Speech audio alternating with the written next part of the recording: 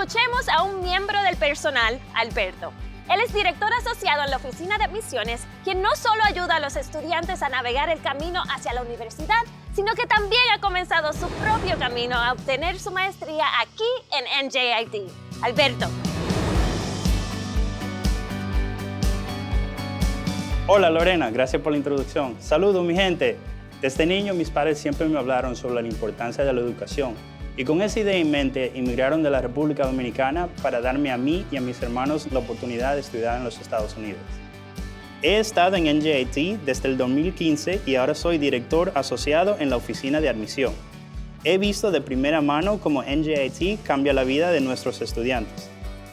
Los estudiantes ingresan en su primer año o se transfieren a NJIT y se gradúan con las habilidades necesarias para ser exitosos en las industrias de alta demanda. Muchos estudiantes pasan a empresas de Fortune 500 como Lockheed Martin y Microsoft. Siendo padre de dos, quiero enseñarle a mis hijos el valor de la educación como mis padres me hicieron a mí.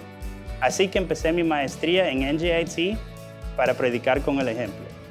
NJIT ofrece programas con horarios y formatos de clase flexibles, algo que es importante para mí porque quería encontrar un equilibrio entre ser padre, profesional y estudiante. Los profesores de NJIT tienen experiencia en la industria y son expertos en el campo que enseñan.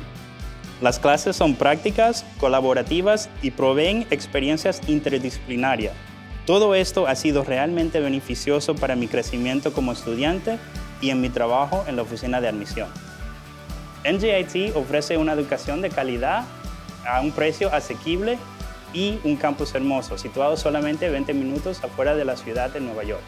Créenme, como empleado que tiene experiencia de primera mano como estudiante, no hay mejor sitio para tu hijo o el mío. Para comenzar tu trayecto aquí en NJIT, por favor visite a nuestra página de web o pónganse en contacto conmigo. Me encantaría guiarte en todos los pasos. NJIT hace una diferencia en la vida de sus estudiantes. Lo ha hecho en la mía. Nos vemos pronto aquí en Highlander Nation. Ha sido todo un placer. Cuídense, mi gente. Regresamos contigo, Lorena.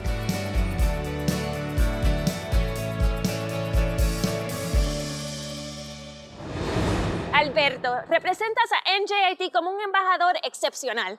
Realmente demuestras la esencia familiar de NJIT.